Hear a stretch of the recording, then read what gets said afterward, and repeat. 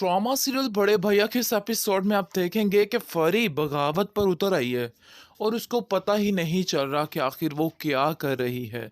हर पल उसको नई आजमाइश का सामना करना पड़ा है। लेकिन जब उसको पता चलेगा ना कि ये सब कुछ शुएब ने करवाया है सिर्फ और सिर्फ उसके भाई के चुंगल से उसको निकालने के लिए, तो उसको बहुत ज़्यादा तकलीफ़ होगी और वो काफ़ी ज़्यादा परेशान हो जाएगी, क्योंकि वो नहीं जानती है कि इसके साथ क्या हो रहा है और क्या नहीं हो रहा। शुएब इसको किस तरीके से धोखा दे रहा है, जब इस चीज़ का इसको अंदाज़ा हो जाएगा, तो फिर इसको जाके समझ लगेगी। बहरहाल जी, आप देखेंगे कि काफ़ी ज़्यादा परेशान हो चुका है कबीर, क्योंकि कबीर को समझ आ गई है कि जिस इमारत को वो सदियों से खड़ा कर रहा था अपनी मोहब्बत के साथ, अब वो टूटने जा रही है और ये सब लोग मिलके हर चीज़ को ख़त्म कर देंगे।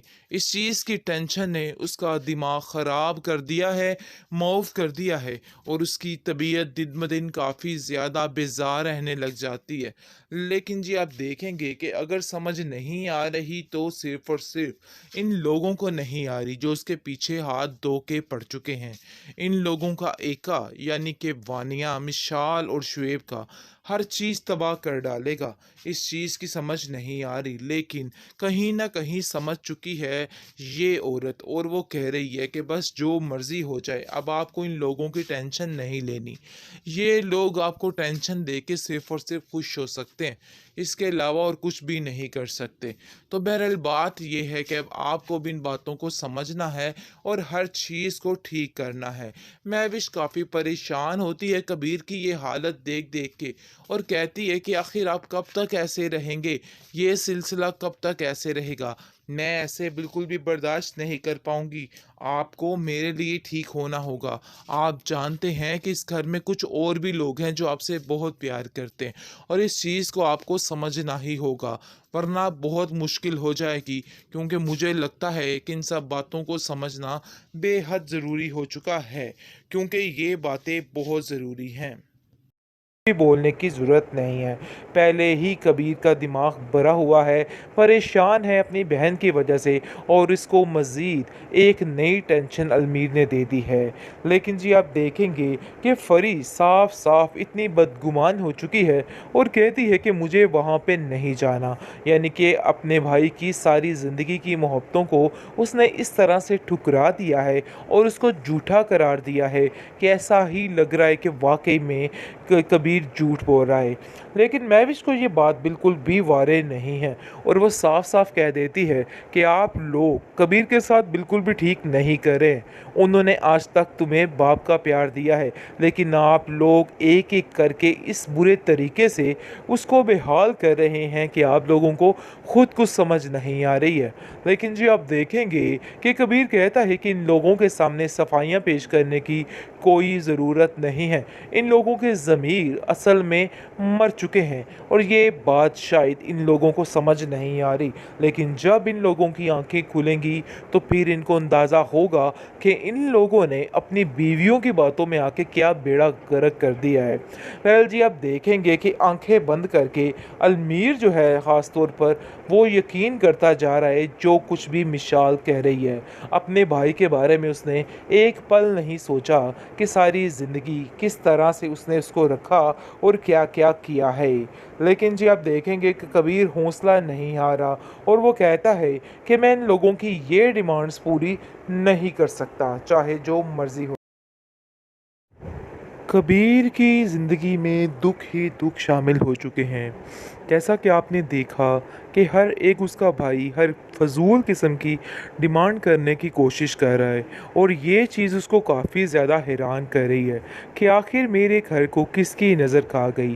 पहले उसकी बहन ने उसका साथ छोड़ा और उसके बाद उसका भाई अब इस चीज़ की डिमांड कर रहा है कि उसको अलहदा अपार्टमेंट चाहिए। लेकिन वो ऐसा कभी नहीं चाहता है, क्योंकि वो अपने बहन भाइयों को सिर्फ़ और सिर्फ़ इकट्ठा देखना चाहता है और चाहता है कि कोई भी अलहदा ना हो। हो।